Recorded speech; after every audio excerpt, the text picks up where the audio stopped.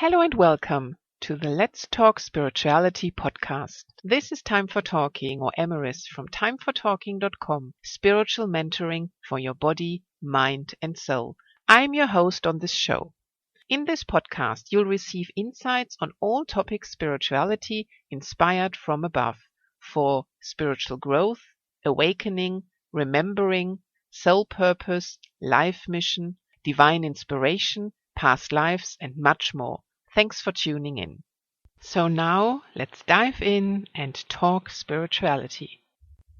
Today I like to talk to you about the funny sides of living a spiritual life. When knowing your soul purpose and trying to consciously live it, and when recalling and working with your past lives, doing needed healing, gain deep understanding of the current incarnation regarding experiences and people in it, etc., it can be quite funny when going through your days as well. Naturally, the very first step is simply being aware that the entire life is just a simulation or a game, with us knowing that at the end of our lives it will say game over, and we'll return home onto the other side, heaven, where we will be cheered on by loved ones about us having completed that lifetime. We'll get asked how it was, how much love we experienced, lived and gave, until someone says, "That's wonderful, so do you want to play again?" Realizing this is one thing, but actually living daily with that knowledge simply puts a smile onto your face, even on just mundane situations like walking somewhere or similar. But also becoming aware of signs and the communication and messages from the other side,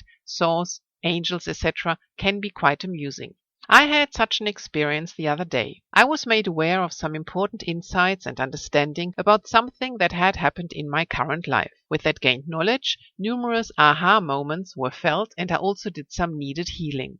However, after all of that was done, I thought that was it. But no, the spiritual realms, being known for their humor, needed to do something else. So there I was, unaware that something with regards to that newly received information about my life was still coming up for me. I was walking outside somewhere when I was just having to pass a certain car that was the identical car which had a strong relevance to that just worked on past experience in my life. When I saw that, I couldn't believe it. And naturally, my ego thought, "You got to be kidding me." But then I simply had to laugh, realizing that there are divine messages all around us and we just need to be open for them. And after I checked whether more healing would be needed, which wasn't the case, I just knew that the divine just gave me a quote-unquote wink from above. Naturally, of course, if I hadn't worked with the divine on that past experience, etc., seeing that car wouldn't have made any impact on me, nor would it have been relevant at all at that time. So I chose laughter instead, and also being in awe once again.